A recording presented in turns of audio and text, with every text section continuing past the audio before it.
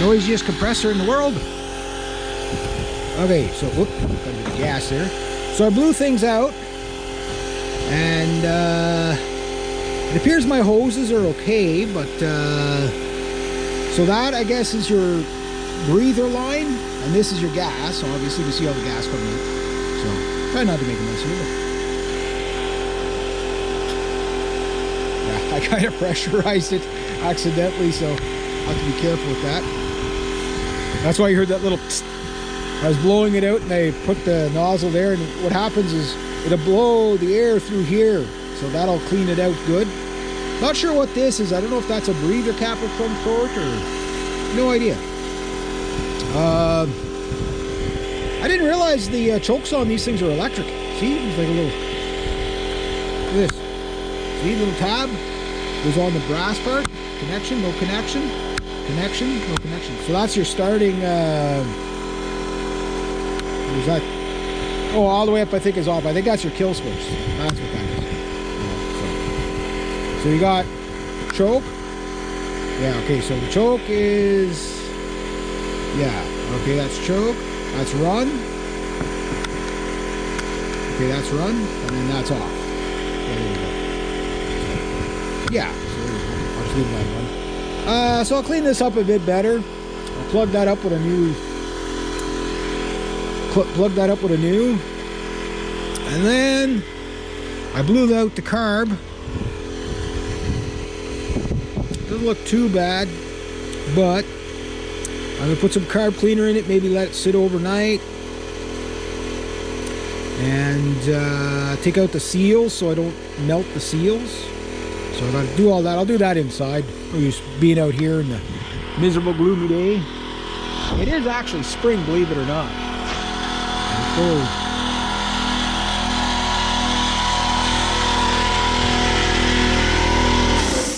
That is the loudest compressor in the world. Somebody threw this out. I don't know why. We got it. It's like we've had it for years. Maybe it's just, it's so loud. Compressors are loud, eh? Yeah, so I blew out everything. I should have probably blown everything out before I took it apart. That was my bad. So note to self, don't do that again. But I'd like to clean this up really good. I do know on the stills, well, maybe not just the stills, but sometimes these things get leaks in them.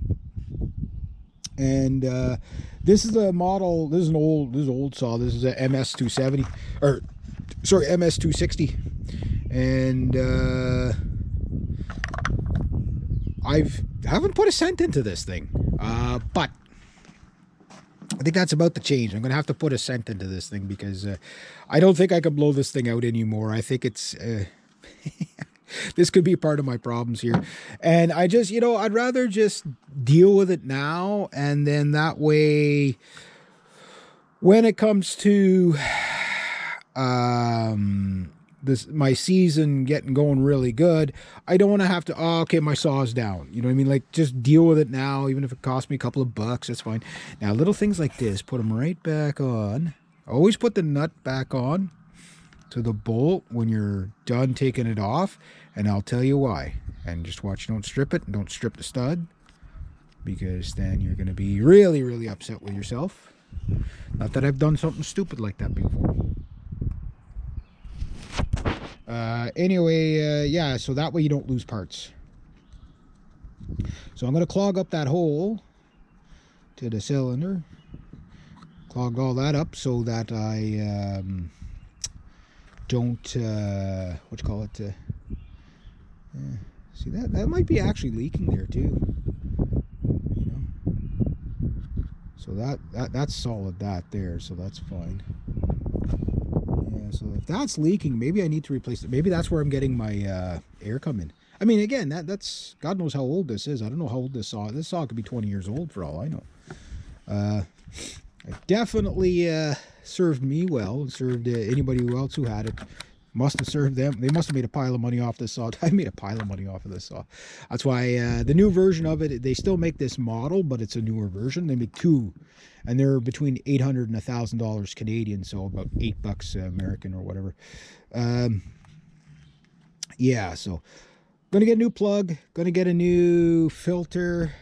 I might just replace this hose just cause. Don't know what else I could do.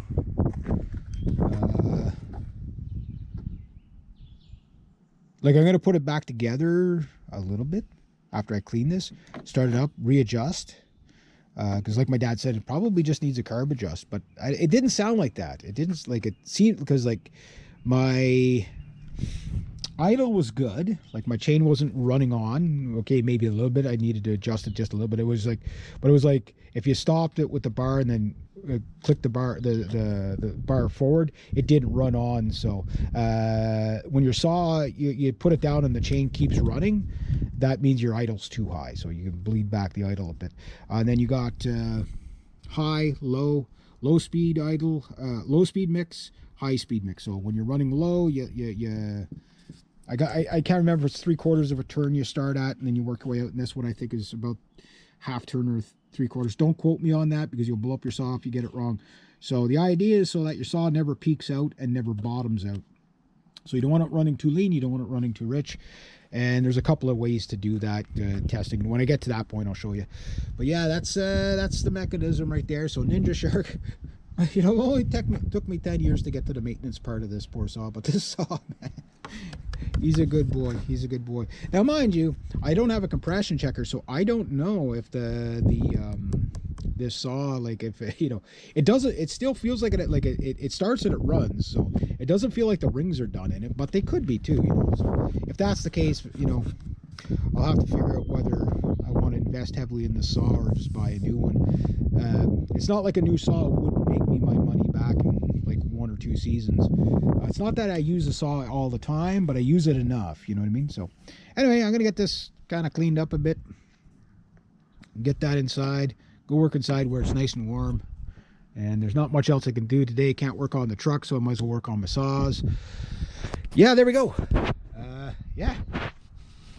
So my patient for now.